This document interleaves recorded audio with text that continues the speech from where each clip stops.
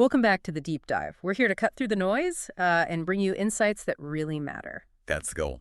Today, we're diving into something that, yeah, on the surface, might sound a bit like a dry accounting rule. Maybe a little bit dry. But trust me on this one. You're about to discover a kind of hidden flaw in how lots of companies present their finances. A quiet distortion, you could say. Exactly. It could be making perfectly good investments look, well, less attractive than they actually are. It's a fascinating blind spot in financial data, and it hits U.S. companies particularly hard. Okay. And this isn't just some, minor accounting quirk. It's systemic. Uh-huh. It ties directly to one specific choice, how operating leases are classified. Right. And that choice really skews reported cash generation Yeah. and ultimately how companies get valued. So you're saying this isn't just some footnote detail, but it actually blinds investors to real value. How does that work? Pretty directly, yeah. Okay, so our mission in this deep dive is really to give you a shortcut, a way to understand this blind spot. We want to show you how to spot those undervalued opportunities that others are just completely missing. And hopefully gain a serious investment edge. Exactly. The goal is to empower you so you avoid screening out potentially great investments just because the reported numbers, well, they don't tell the whole economic story. Right, look past the surface data. See what's really going on underneath. Okay, let's dig into the core of it then. At its heart, what's the fundamental disagreement here when it comes to something as basic as paying rent? Yeah, it's a simple question. When a company pays its rent for its offices, stores, whatever, is that an operating cost? Or is it more like paying off a loan? Seems straightforward enough. Well, what's fascinating is that cash leaving the business is identical either way, right? Sure. But the accounting rules force a choice, and that choice has these really profound implications. It wasn't always this way, though. Oh. Before 2019, standards like IAS 17 were pretty much aligned globally. But now there's this great divide, specifically between U.S. GAAP and IFRS 16. Okay, this great divide. For someone looking at U.S. companies, what's the practical difference? Where does the rubber meet the road? Okay, so under U.S. GAAP, you've got this two-tiered system, finance leases and operating leases. Right. A finance lease is treated basically like debt. The principal payment is a financing cash outflow, not operating. Okay, so that keeps operating cash flow higher. But how does something become a finance lease? It has to meet at least one of 5 specific criteria. Can you simplify those for us? What kind of criteria are we talking about? Think of it like this. Does the lease pretty much act like you bought the thing? Okay. Like, will you own it at the end? Is there a cheap purchase option you're definitely going to take? Are you leasing it for, most of its useful life? Gotcha. If it walks like a purchase and talks like a purchase. Exactly. Then it's a finance lease. But if it doesn't meet any of those criteria, and importantly, a lot of common corporate leases for offices, retail space, they're often structured specifically not to meet them. Okay. Then it's an operating lease. Then it's an operating lease. And here's the kicker under U.S. GAAP. Uh-oh. The entire cash payment for that operating lease principal and interest gets slammed into operating cash outflow. Wow. Okay. Yeah. Every single dollar hits operating cash flow. Every dollar. Now, contrast that with IFRS 16, the international standard. They move to a unified approach. Simpler. In a way. All leases basically get treated like debt on the balance sheet. And the payments, they get split. Split half. The principal portion is classified as a financing activity. Only the interest part counts as an operating outflow. Okay. That is a crucial distinction. That's huge. Let's make this concrete. 2 identical companies, one U.S. using GAAP, one German using IFRS 16, both pay $100,000 in rent for the year. Right. And let's say $30,000 of that is implied interest, $70,000 is principal repayment. What happens to their reported operating cash flow? Big difference. The IFRS 16 company, the German one, its reported operating cash flow would be $70,000 higher. Just like that. Just like that. Because that $70,000 principal payment, it's treated as financing, not operating. So it makes the IFRS company look significantly more cash generative purely because of the accounting standard. And that leads us right into the investor's blind spot, what we're calling the screener trap. Exactly. Because the tools we all use, simple screeners, sophisticated databases, they tend to use as reported data. They don't make this adjustment automatically. Generally, no. They don't adjust for this fundamental accounting difference. So that creates this distortion on valuation metrics. A significant one.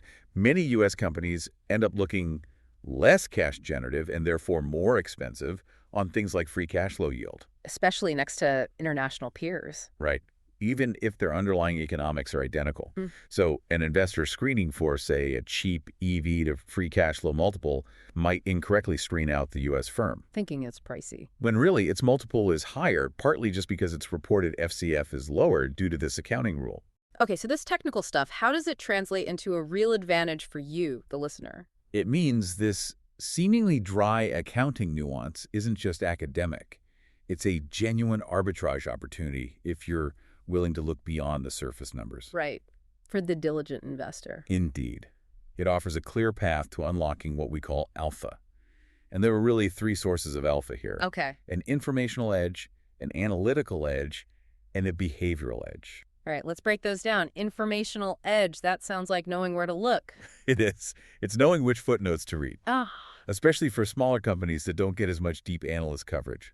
So while others use summary data, you're digging into the details, the stuff that makes most people's eyes, frankly, glaze over. That's often where the treasure's buried, yeah. Okay, then the analytical edge. That's the skill to actually adjust the reported numbers, to calculate what the true economic cash flow looks like. Yeah. Again, particularly valuable if fewer analysts are doing this for smaller caps. Gives you a clear advantage. And finally, the behavioral edge. This one's about discipline. It's having the conviction to trust your own adjusted analysis over the potentially flawed consensus data you see on screeners. Trusting your homework over the crowd? Precisely. Okay, so how do we do this, practically speaking? The goal is straightforward. Take the principal portion of a U.S. company's operating lease payment and move it out of operating activities and into financing activities. Simple formula, then. Pretty much. Your IFRS-adjusted CFO equals the reported U.S. GAAP CFO plus that principal portion of the lease payments. Got it. Okay, let's walk through the playbook. Method 1, the best case. Method 1 is our gold standard. Direct disclosure. This is the easiest. You look for two specific lines in the footnotes, usually near the cash flow statement details. What are they called? Typically something like cash paid for operating lease liabilities and imputed interest on operating leases. And the calculation. Should be easy if you have both numbers. Very. The principal portion is just the total cash paid minus that imputed interest figure. Companies often have to disclose these, which is great. Makes sense. Gold standard. But what if they don't disclose the imputed interest directly? Then we move to method 2, the silver standard. We call it the analyst's trick. It uses a roll forward. Roll forward. Sounds like tracking changes over time. That's exactly it. You're tracking how the lease liability balance changes. You need a few items for this. Okay, what do we need? You need the opening and closing total lease liability, get those from the balance sheet. Then, the cash paid for operating leases from the cash flow statement. And finally, additions to the lease liability that's usually buried in the leasing footnote. All right, 4 pieces. How do they fit together to find that missing imputed interest? Let's try to explain the logic, not just a formula. Okay, the logic is, you start with the liability at the beginning of the year, you add any new leases signed during the year, you subtract the cash payments made, and the difference between that result and the actual ending liability. That difference is basically your imputed interest expense for the year. Right, it's the plug figure that makes the balance reconcile. Exactly. And there's a neat simplification here, too. Oh, yeah. If a company didn't sign any new leases and had no other weird modifications, then the principal repayment for the year is exactly the difference between the opening and closing lease liability balances. Simple as that. Ah, that's a handy shortcut within the method. Okay, but what if methods 1 and 2 aren't practical? Maybe you're missing data or just doing a quick first look. That's where method 3 comes in, our bronze standard. The discount rate approximation. Good for a back-of-the-envelope check.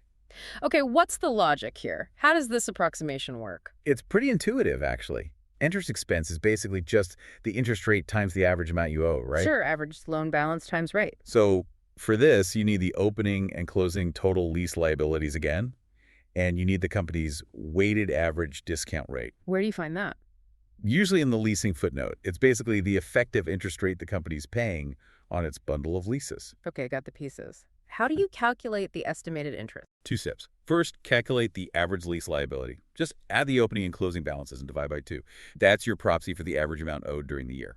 Simple average, okay? Then, step 2.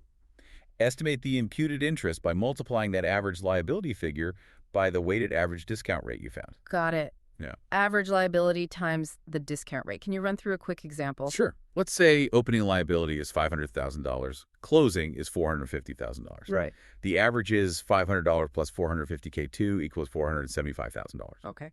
Now, if their weighted average discount rate is, say, 6.0%, you multiply $475,000 by 6%. That gives you an estimated imputed interest of $28,500. Right, an estimate, but useful for a quick check. It won't be perfect if the liability changed a lot mid-year, I guess. Exactly. It's an approximation. Its accuracy depends on things being relatively smooth, but it's very handy. Okay, this all sounds like potentially valuable work, but who does it matter most for? Which types of companies? The impact is definitely biggest for businesses that are built on a foundation of leased operating assets. So companies that rely heavily on physical locations or equipment they don't own outright. Precisely. That's where this accounting difference will really move the needle on reported cash flow. So we're thinking retailers, restaurants. Absolutely. Also airlines, telecoms with their towers, data centers, even some real estate companies. These are the sectors we should definitely be looking at this adjustment. Got it. Let's make it real. Can you share some actual examples from 2023? Let's do it. Case study 1. Global Crossing Airlines Group, Inc. They're a U.S. charter airline, report under GAAP. Heavy use of leased aircraft. Okay. How did their numbers look? They reported cash flow from operations CFO of negative $1.4 million. Ouch. Not great on a screener. Yeah. So what happens when we adjust? Using method 3, the approximation, we estimate their principal portion was around $0.83 million. Add that back to the negative $1.4 million. Okay. Their IFRS adjusted CFO becomes negative $0.57 million. Wow, that's a big swing. It cuts their operating cash outflow by 60%. It pushes them much closer to operational break-even. For investors hunting for turnarounds or inflection points, that's a potentially huge signal the raw numbers hide. That's a massive difference. Okay, case study 2. Let's hop across the Atlantic. IWG POSE. Right, the global flexible office space leader. They're UK listed, so they use IFRS 16. How did the reported numbers look? The reported CFO was strong, $1,197 million. And if you look in their financing activity section, you see payment of lease liabilities of $935 million. Ah, so that's the principal portion under IFRS already separated out. Exactly. Now let's do a reverse adjustment. What would they look like under U.S. GAAP? Okay, so we'd take that $935 million principal payment. And subtract it from the reported IFRS CFO of $1,197 million. Which gives us A U.S. GAAP adjusted CFO of just $262 million. Whoa. So their reported operating cash flow under IFRS is nearly 5 times higher than it would be under U.S. GAAP. 5 times. It just hammers home the immense impact for these lease-heavy international companies. Imagine trying to compare IWG to a U.S. competitor without adjusting. You'd be comparing apples and oranges. Completely misleading. Okay, one more. Case study 3, IDT Corporation. Right, U.S. GAAP company. Communications and payments. Importantly, their business isn't primarily built on big physical leased assets. So we'd expect less impact here. Let's see. Reported CFO was $54.1 million. Cash paid for operating leases was $3.3 million. Okay. What's the adjustment? We can use that simplified method too here, looking at the change in liability. Assuming no new leases, the estimated principal portion is about $1.8 million. So add $1.8 million back to the $54.1 million. Gives you an IFRS adjusted CFO of $55.9 million. Okay, so the adjustment only increased their CFO by about 3.3%. Right, it's minor. It confirms the impact is really company-specific and much less critical for businesses that aren't built on leasing. Makes sense. But let's play devil's advocate for a second. A skeptic might say, look, those principal lease payments, they aren't discretionary. You have to pay them, just like payroll or interest. Fair point. So is moving them to financing really reflecting economic reality, or is it just, financial engineering to make operating cash flow look better, artificially inflating it? That's a really common objection, and it sounds logical, but let's connect it to things we already accept. Like what? Like mortgage principal payments or amortization on a term loan. Those are mandatory too, right? You have to pay them. Sure. But we consistently treat those as financing activities. Nobody argues mortgage principal should be an operating expense. Good point. The IFRS 16 approach is really about consistency. Once accounting standards decided these operating leases create a real liability on the balance sheet, which both U.S. GAAP and IFRS now do, then the repayment of that liability should be treated like any other debt repayment. So the principle is, if the cash outflow reduces a liability on the balance sheet, it's financing. Exactly. It's about the nature of the payment repaying a balance sheet liability, not whether it's optional or mandatory. Okay, that consistency argument makes sense, but it raises an even more intriguing question, almost a paradox. All right. If U.S. companies consistently look less cash generative on paper because of this gap difference, shouldn't they trade at a discount compared to international peers? Logically, you'd think so. Yet, the U.S. market has, for a long time, traded at a valuation premium to global markets. Could this accounting difference actually be contributing to that premium? It feels counterintuitive. It's a really fascinating thought experiment. Think about it. If you have a U.S. retailer and an identical European retailer, Okay. the U.S. one reports lower operating cash flow and free cash flow, purely due to gap lease accounting. Right. So for both companies to achieve the same enterprise value, assuming the market recognizes their identical economics underneath, the U.S. company must trade at a higher EV/FCF multiple. Because the denominator FCF is lower. Exactly. Now, aggregate that effect across thousands of U.S. companies with operating leases. Could it contribute to the overall market-level premium we see for the U.S.? Absolutely, it could. It's like an accounting mirage, making U.S. multiples look higher than they otherwise would be.